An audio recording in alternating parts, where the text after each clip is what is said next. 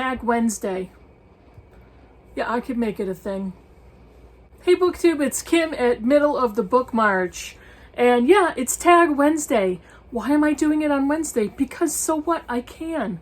I do primarily 2 videos a week. I have a regular video on Saturday morning, and then I usually have a Wednesday video. So every time I see people doing Tag Tuesday videos, I'm like, dang it. Why didn't I think of that? But honestly, 2 videos a week works for me. So Tag Wednesday. This is the Bring Browsing Back tag, and it's an original tag by my friend Karen at Roving Reader. Now, one thing I've discovered is there is a Roving Reader and there is a channel called The Roving Reader. She is Roving Reader, so make sure you notice if you go looking for her, and I will post her channel link below. So she created the Bring Browsing Back book tag. And I really like this one because I love book shopping, and there are 4 prompts and the directive to tag people. I'm going to tag people right now. And I have 4 channels I want to tag. These are all fairly new channels for me, and I will have everybody linked down below. I am tagging Bandy's Books, Bookworm Adventure Girl, Micah Cummins, and Stay at Home Reader. Those 4 channels are all tagged. So, what are the prompts? Singular prompt number 1 is Magic of Discovery. I'm reading notes over there. Share a book you found while browsing that you may not have discovered otherwise. Oh, I have the perfect one for this one. I am a fanatical book browser. I will drive around looking for library sales. I actually have a website that tells me where they are. I will find used bookstores. I will look them up. I will plan out a route. I will see if I could hit a couple in the same time. Yeah, I'm like a stalkerish, obsessive planning person when it comes to finding bookstores. And typically I'm looking for used bookstores or thrift stores. I have mapped out all of the local Goodwills in my 1-hour radius. I'm not kidding. So I am an expert browser. Come to find out that my local Dollar Tree, there are 2 in my town, and the older one, they both sell books, and the older one was at a point where they had a really good selection of books, like a big selection, and they, for whatever reason, it's not the same anymore. I think they cut it back. But every time I go in, I look at the books, and you have to like pick up every book and move it and look behind, and it's a mess. There's no organization. They just pull them out of a box and they put them on the shelf. Well, I was pawing my way through it with my big mitts, and I found The Gods of Tango by Carolina de Robertis, and I just read this for Pride Month in June. And I loved it. Now, at the time, the Dollar Tree was $1 for everything. Now it's $1.25. So it has to be the $1.25 tree at this point. But I found The Gods of Tango in hardcover with deckled edges. Love them, love it all, for $1. And I've had this book for a while, so it was a while ago. And I just put it on my shelf. And then her book Cantorus came out, which I also have, and I realized that name sounds familiar, and then I picked it up and knew it was the same author. And I haven't read Cantorus yet, but I read this one and I just absolutely loved it. And I have since purchased, both used, 2 of her earlier books, Perla and The Invisible Mountain. Yep, this is a former library book, so it has all the stamps and everything on it. That was online browsing. Prompt number 2, expanding world. Share a book that has made you view things from a different perspective or exposed you to new ideas. I don't remember when I read this one. I don't think it matters. But One Person No Vote by Carol Anderson. Those are my tabs. I don't tab books, but I tabbed this one, and I've got highlights. Almost every page looks like this for highlights, and I don't always do that, but this is nonfiction, and I mean, I've got every other page is like this. I mean, look at that.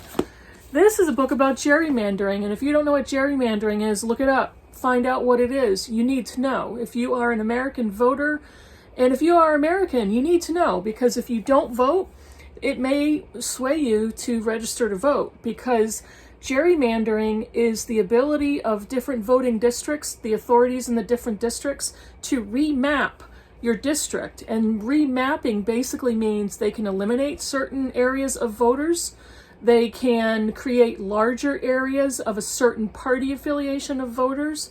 And what this has done specifically is eliminate many black voters and black communities from having the ease of voting and the ability to vote. It is freaking infuriating. This book just made me so pissed off. Every page I was just in a rage, and I was highlighting, and I was afraid I was going to rip pages. But this was highly educational, not even just from a pure rage perspective, but highly educational how far politicians will go to get their way, to eliminate black voters, to eliminate disabled voters, to eliminate elderly voters. It should be required reading in every high school civics class, or history, or American history, whatever you want to call it. Completely changed my perspective, educated me, and exposed me to different political parts of the machine that I was, not that I was unaware of it, but it really brought it to the forefront. Number 3, open to change. Share a book that has changed who you are as a person or altered your day-to-day habits. I have 2 for this one, and one of them is, you may find a little strange. But the first one is The Hobbit by J.R.R. Tolkien. How does this apply to this prompt? This was the first full-length book that was not specifically marketed to children that I read way back in middle school, and the light bulb went off over my head.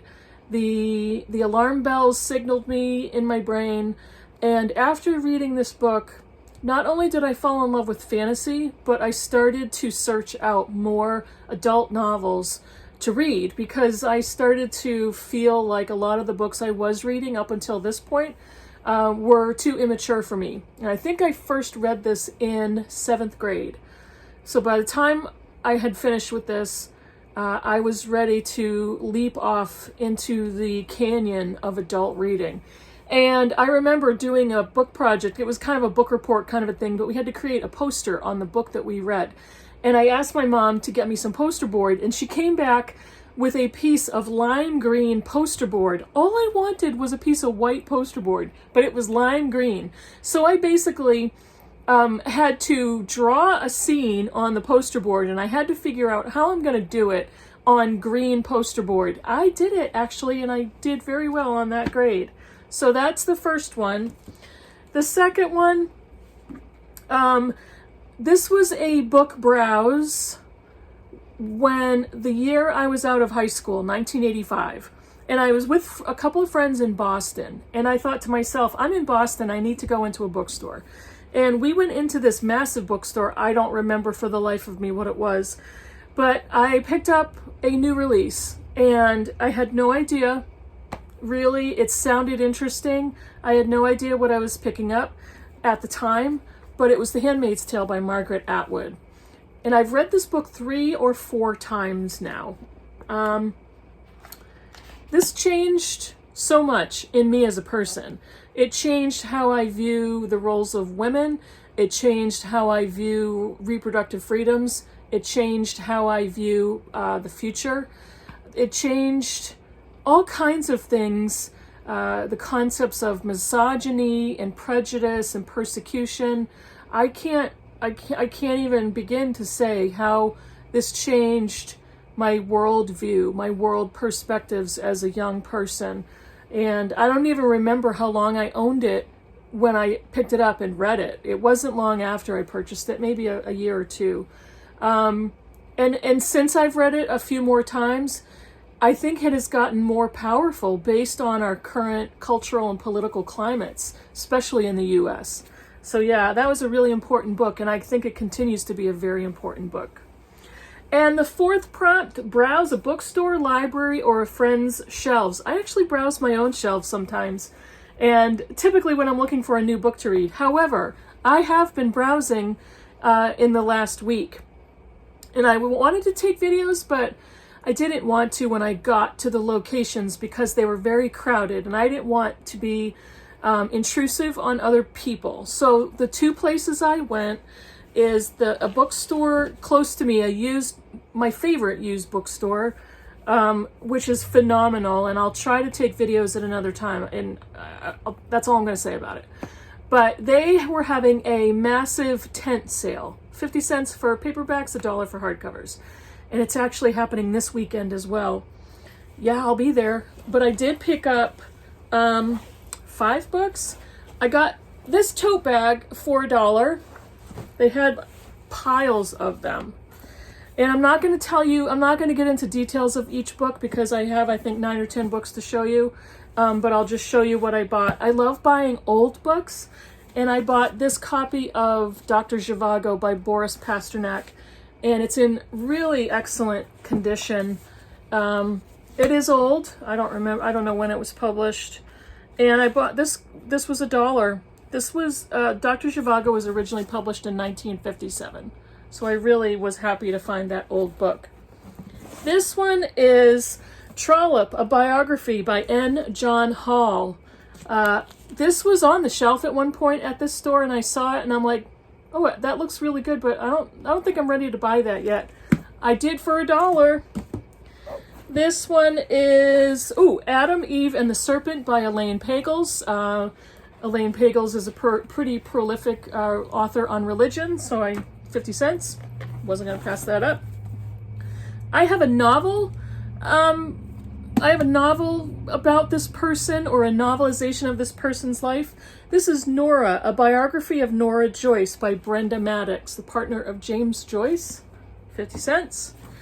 And this one is a slip-covered book that I bought for $1. And it is the 14th Chronicle by John Dos Passos. Take it out of the slipcover. It is the 14th Chronicle, Letters and Diaries of John Dos Passos. And I don't know if anybody remembers, but I had hauled the USA trilogy of his in a very old antique copy at my bookstore crawl about a month or so ago. So I got that one.